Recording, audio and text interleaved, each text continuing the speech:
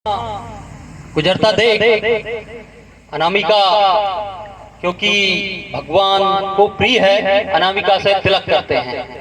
तो अनामिका कह रही मैं ही बड़ी रहूंगी, क्योंकि ये नारद जी जा रहे हैं, ये जरूर बताएंगे, क्योंकि राक्षसों को कैसे मारना और देवताओं को क्या वरदान देना इन्हें बहुत अच्छे तरीके से आता है कहीं ना कहीं।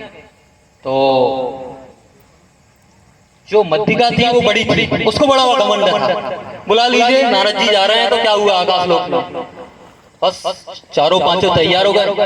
नारायण नारायण नारायण। नारद जी भी अपने आप में भ्रम आ गए, अरे ये पांचों नारायण नारायण बज रहे हैं, आखिर चक्कर क्या है भाई, क्या रीजन है। नारद जी आए, पांचों क्यों अपनी अपनी बातें सुनी। नारद जी ने कहा, अनामिका कहती मैं ईश्वर को प्रिय हूं, मेरे द्वारा ईश्वर को तिलक लगाया जाता है, इसलिए मैं बड़ी हूं। अंगूठा कह लगा मेरे बिना तो कुछ होता ही नहीं है, मैं जब तक कोई चीज पकड़ूंगा नहीं काम ही नहीं है। फिर मध्या कह लगा मैं तो सबसे बड़ी हूँ, देखिए ना नारद जी मैं बड़ी हूँ। शिंगली बोली मैं बड़ी हूँ। तो नारद जी ने कहा इसका उपाय मेरे पास है, मैं कर देता हूँ, तो बताइए।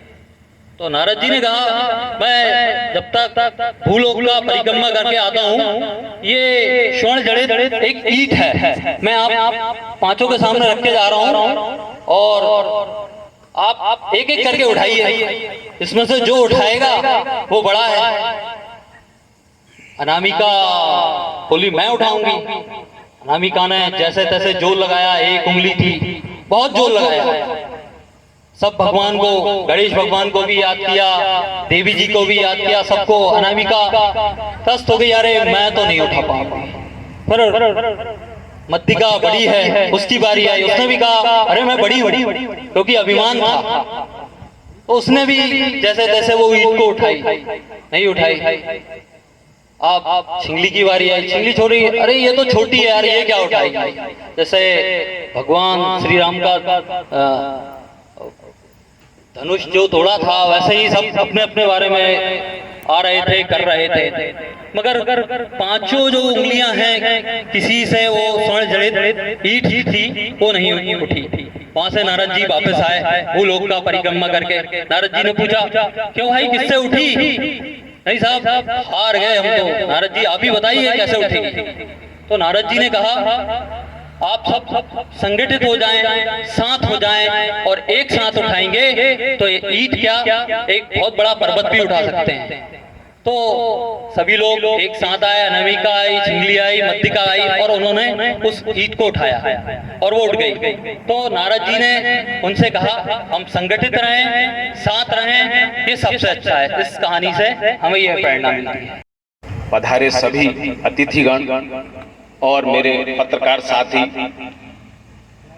सभी का मैं स्वागत करता हूं और कार्यक्रम में मुझे बुलाने और यहां कुछ बात रखने का अवसर दिया, इसके लिए मैं धन्यवाद भी ज्ञापित करता हूं। वास्तव में नारद जयंती की शुरुआत बरेली में हम लोगों ने विजय भाई साहब के नेतृत्व में की थी और धीरे धीरे उसका यह स्वरूप देख के आज बहुत अच्छा लगा कि बरेली के अलावा आसपास के क्षेत्र और तहसील के पत्रकारों को साथ में लाने का ये मंच आज सबके सामने है, जिसमें सभी साथी एकजुट होकर सामाजिक और राजनीतिक